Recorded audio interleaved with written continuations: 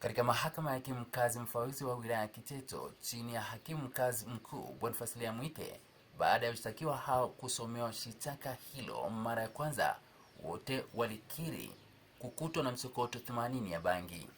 Akisoma shtaka, wakili wa serikali Jeremia Kasanda aliwataja majina ya washtakiwa hao kuwa ni Abdalla Juma miaka 29 na Omar Muhina miaka 35, ambao wote ni wakazi wa kijiji cha Juhudi, kata ya Sunya, Kiteto.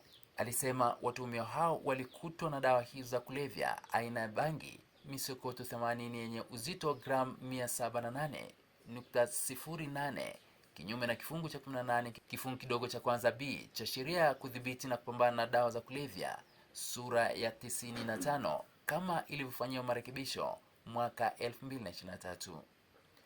Hata hivyo, watuhumiwa hao walipoulizwa walikiri kukutwa na bangi hiyo, huku wakisema ilikuwa ni kwa ajili ya matumizi yao binafsi ya kila siku. Katika utetezi wao, watuhumiwa hao waliomba mahakama iwapunguzia adhabu kwa kuwa hilo ni kosa la kwanza. Hakimu Liyamwike, kwa kuzingatia ombi hilo, aliwatia hatiani watuhumiwa hao kwa kuwapa adhabu ya kwenda jela miaka 3 au faini ya shilingi 500,000 kila mmoja.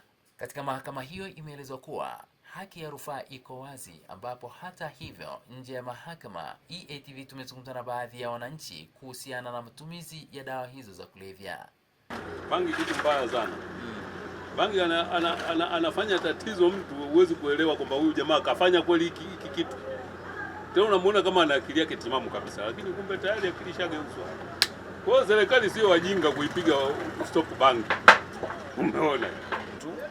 Bangi na athari kubwa. Ukishaivuta ile itakupa maamuzi ambao huwezi kutegemea. Itaweza kukushawishi kwenda kufanya hata kwenda kubaka mtoto mdogo. Baadaye akija kuisha kichwa unaweza kujilaumu tena. Kwa hivyo ni vitu ambavyo serikali itakuwa ipige vita mno. Tena zingetengenezwa hata taasisi zifuatilie hili balaa la bangi. Bangi ni mbaya sana. Leo hapa wilaya Kiteto mkoani Manyara, watu wawili wamefungwa jela miaka 3 kwa kukiri kukutwa na dawa hizo za kulevya aina ya bangi.